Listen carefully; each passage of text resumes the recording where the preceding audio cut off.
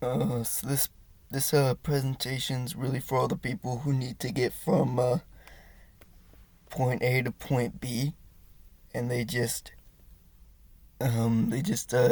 need some like new and novel ways to do that they probably haven't thought about using in the past. And yeah, so this if that sounds like you, then this presentation is going to be an extremely helpful one because I'll probably give you some great ways of moving from one place to another that are, probably new to you, probably ones that you haven't heard of, because these are all the underrated ones.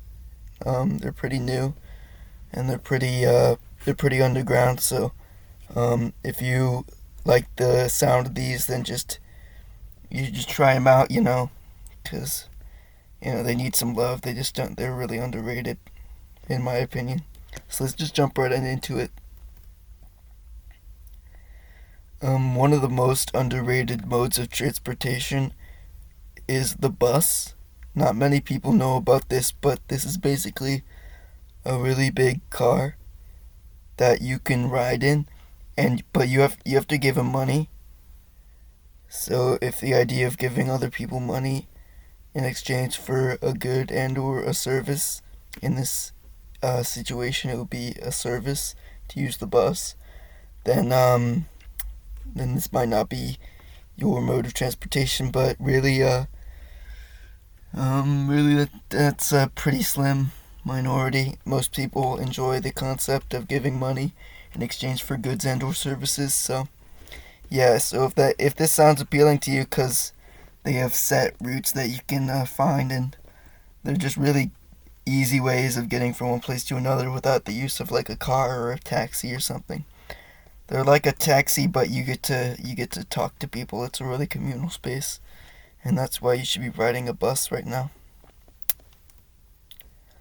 So another underrated mode of transportation is the scooter. Scooters, they may not be the fastest around, but they are really cool, and you can do cool tricks with them, which is obviously excellent. Like for example, I've been scootering for decades. I'm actually a professional scooterer, and I can do backflips and stuff like that. I can be riding on the scooter, and then I can jump off my scooter, do a triple backflip, and then land back on the scooter, and I can do that whole thing while filing my taxes in one hand and eating a hot dog in the other. So if you're impressed by that, then you might as well just try out scootering, because it's really not that hard. Scooters are also great for transporting yourself to another place, because they're faster than walking, they're easier than walking, and you just get some outside time. Don't even need to go in a vehicle. These are great for the environment. And yeah, that's why you should be riding a scooter everywhere you go.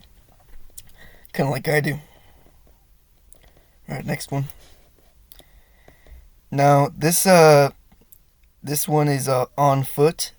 Not many people think about it, but you can actually walk to places, and it might take a little bit longer, but you'll eventually get to the place that you need to go to, and that's pretty good. Another one of the key benefits of this is that you get some nice outside time, you get some exercise in. It's walking is pretty cool. Walking's pretty fun and awesome. Um, it looks a little bit in the background here. It looks a little bit like he's walking on the highway. You can see the guardrail, so that's kind of weird. Maybe try not walking in the highway. Don't follow this guy's footsteps. But yeah, this is a great mode of transportation. Going on foot. It's very fast. It's a very energy efficient. It's good for the environment, and it's good for you. It's a healthy exercise, and that's why you should be walking everywhere that you go.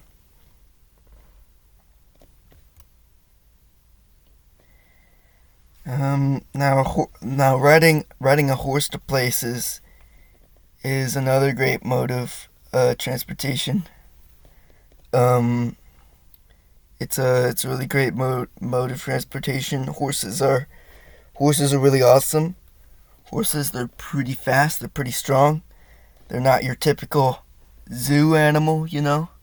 They're they're more like a farm animal, but you can probably still find them at zoos. But they're really great. They're a fast animal. They're strong. They're beautiful. They can be, and they're really fun to have around.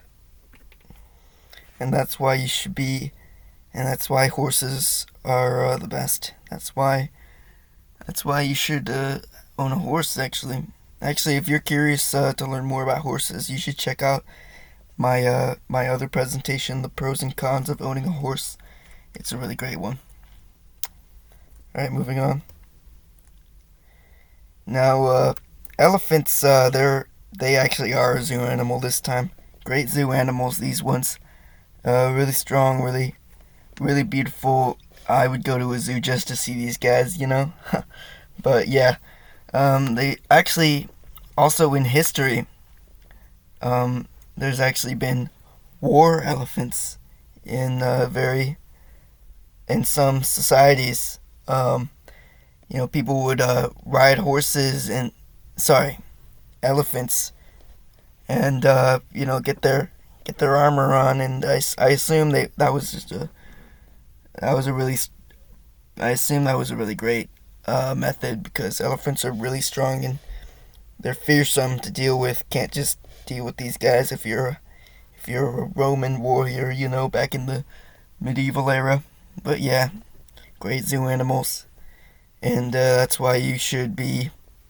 That's why elephants are the best.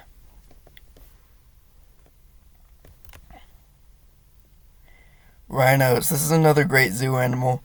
The best thing about these guys in zoos is the way how they're they're aggressive, and they fight each other, which is great to watch at a zoo. And I think if I were to own a zoo, which I think I'd put these guys in with an animal that they would always fight against, and then we stage like gladiatorial matches for the rhinos, and then they'd fight each other, and it'd be really awesome, and that would be really cool. That's probably what I would do with my rhinos in my zoo. But yeah, these guys are pretty fast. These guys are pretty strong. They have a dope horn out front. They got they're herbivores actually, and they live in Africa. Common zoo animal, really cool animals, these ones, and that's why I think I'm gonna. That's why these are great animals, great zoo animals. That's why these are great animals. Now another animal that's really good to have in a zoo is actually the monkeys. The monkey exhibit's the best because monkeys are really intelligent, and you can they're like interactable with. They do interesting things like running around and screaming and stuff, and my favorite type of monkey actually is the orangutan. Great type of monkey. I think if I in my zoo, I think I'll have plenty of monkeys, and most of them are going to be orangutans. We're going to have some great orangutans. It'll be a monkey exhibit, and we'll have some awesome monkeys, just tons of different types of monkeys, and they'll just be hanging out in there. It'll be a great zoo, and everyone loves monkeys, and that's why we're going to have a monkey exhibit at my zoo. And that's why monkeys make for great zoo animals. And I think that's why I'm going to want to have a monkey exhibit at my zoo. Now, another great zoo animal is penguins. And penguins are really cool because they're pretty, like, you don't see these guys often. They come from Antarctica, but if I were to have a zoo, I'd probably bring in tons of these little guys, and they'd kind of act like the guys in the movie Madagascar. That's my only exposure to penguins. And I assume that real penguins act the exact same way. So we'll probably have 4 penguins in there. One of them will be the tall, smart one. One of them will be the leader. One of them will be the weird guy who eats everything, and one of them will be the little guy. And that's what I'm gonna do in my penguin exhibit at my zoo, and that's why penguins are great zoo animals. Alright, so one of the best types of animals is actually the orangutan, and that's why I'm gonna have the orangutan exhibit. Um, I love orangutans. This is a great orangutan. This is another great orangutan. We'll make sure to have this specific orangutan in there, and these 2 orangutans are kind of fighting. And actually, I think what we'll do with the orangutans is we'll stage boxing matches, wrestling matches, something like that, between the 2 strongest and toughest orangutans. And whoever wins gets tons of bananas, and whoever loses has to go into the elephant exhibit and live with them for the rest of their lives. And that kind of sucks because elephants smell pretty bad, and that's what I'm gonna do with my orangutan exhibit at my zoo. Can't wait to have a zoo, because I love orangutans. And that's why orangutans make for great zoo animals. Alright, zoo planning for my upcoming zoo. We're gonna have a horse exhibit. Now for the horse exhibit, what I'm thinking we should do is we're gonna have horses, we're gonna have zebras, and we're gonna have donkeys. And we're just gonna throw them all into one space and just see what they do, because they're all pretty similar, and maybe we'll try and get them to mate and produce some Z-donks and zorses and mules, and that will be really cool. Can't wait to do that in my horse exhibit. Anyway, the elephant exhibit. What I'm thinking we'll do with the elephant exhibit is just get tons of elephants in there, and we'll get them kitted out in cool clothes and cool war paint stuff, and then we'll get them to march around in formations, because elephants make for great soldiers, and we'll just get them to march around for everyone's enjoyment, and that will be really great. And that's what I'm gonna do with the elephant exhibit. For the rhino exhibit, touched on this earlier, but we're definitely gonna have rhino fights. We're gonna have rhinos face off against all sorts of different animals. We'll have a gladiatorial ring for the rhinos, and we'll have the strongest rhino go up first, and we'll put him against a tiger or something, and then the rhino will have to fight the tiger, and whoever wins gets to stay in the rhino exhibit. And actually, no, if the tiger wins, we're just gonna keep him around in the gladiatorial fighter like Hauser. But if the rhino wins, then fame and fortune awaits back in the rhino exhibit. That becomes basically the lead alpha male of the rhino pack. But if the rhino loses, then that's pretty bad. If it doesn't die to the tiger and lion and saber-toothed cat that we're gonna bring in for him to fight against, and if it doesn't die from them, if it loses and doesn't die, we're gonna have to release them into the ocean. We're gonna have to throw them into the ocean and see if they can swim back to Africa. And that's what I'm gonna do with my rhinos. In the monkey exhibit, like I said, we're gonna have tons of orangutans in this exhibit. Just tons of them. Mostly orangutans, actually.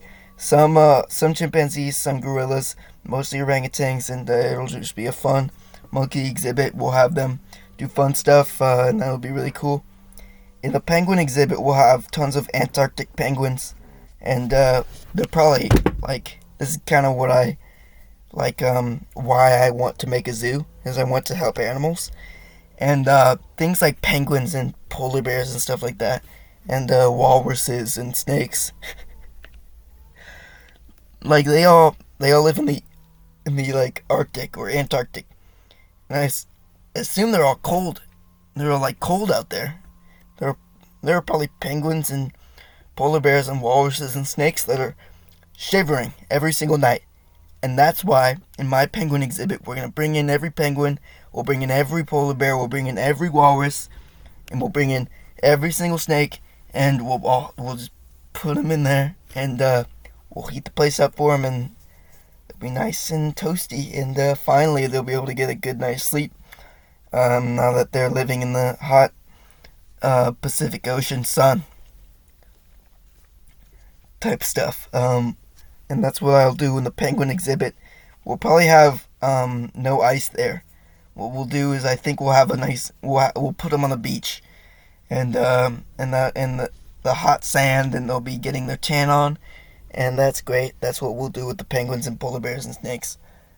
With the orangutan exhibit, like I kind of touched on this earlier, but we're gonna have a boxing ring where all of the gorillas can punch each other and box and stuff, while all the gorillas and orangutans, mostly gorillas in the orangutan exhibit, and mostly orangutans in the monkey exhibit. But we're gonna have all the gorillas box and fight, and kind of like the rhino exhibit. Whoever wins the orangutan match gets to come home and be the king of the pack, and whoever loses, that's the Pacific Ocean for you, and you're gonna have to swim back to the jungles of Peru or wherever monkeys come from. And yeah, that's what we're planning on doing with the orangutans. Now what we're thinking of doing with the zoo is putting it on Jarvis Island, which currently is a national wildlife refuge by the U.S. Department of the Interior. As you can clearly see, it's right here. Pretty far away from other land, which is great. Closest thing is Hawaii. So, and obviously it's Jarvis Island National Wildlife Refuge. We're going to be purchasing that from the U.S. Department of the Interior, and we'll be allocating it to the U.S. Department of Fun and the Jarvis Island National Big Zoo. Trespassing encouraged. We love animals here. A zoo is basically a wildlife refuge if you think about it. And we'll just do that. Jarvis Island is a pretty warm place. It's right next to the equator, and it's in the Pacific Ocean, pretty beach heavy. It's actually a pretty small island.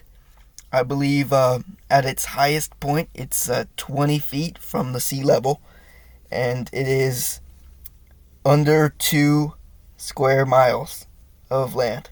So we'll have to fit a whole zoo on there, but it'll probably be easy enough. I see plenty of land here. Look at all that land, great for zoos. And if you want to come to Jarvis Island National Big Zoo, you're going to have to float. You're going to have to take a ferry from Hawaii. It'll be a multi-day trip just to come to Jarvis Island. We do not have hotels at Jarvis Island. You're going to have to take a multiple-day ferry or cruise just to get to Jarvis Island for your single-day ticket. 1-day pass to go to the zoo, and then you have to spend 1 day at the zoo and then ferry all the way back to Hawaii, where now that you're back, if you want to come back to Big Zoo, then you can finally purchase another ferry ticket and come back. I think it's around an 8-day trip at most, or 9-day. Because the ferry over takes 4 days, and then you spend a day here, and then at night you ferry back, and that's in total 9 days trip just for a 1 day. Oh, whoops! Hold on, let me go back. Yeah, that's all everything for there. For the zoo proposed location, we're gonna put it on Jarvis Island in the Pacific Ocean. All right, zoo's funding. I have done some research right here. Done tons of research, in-depth research on how much it costs to make a zoo. And as you can see, it's around it's exactly $896,345,984. And that's how much it costs to make a zoo. So I have started a GoFundMe right here. Just scan this QR code. We'll have an eye pop up over here. Support the Bigfoot Time Zoo Vision. I'm Bigfoot Time. That's my channel's name. We have our goal set, and just donate now, because the first 896 people to donate.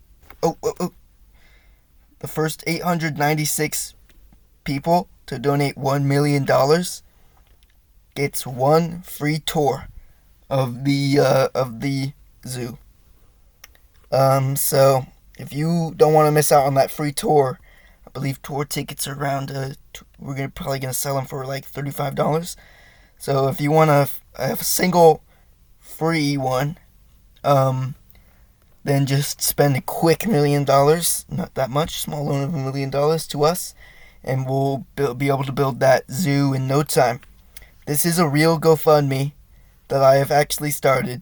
Please scan this QR code in order to pay for our zoo. Can't wait to buy that zoo in a couple years. Love zoos. This YouTube video has been about zoos this whole time. You clicked on this video expecting for it to be about zoos, and you're now excited to be able to come to my awesome zoo.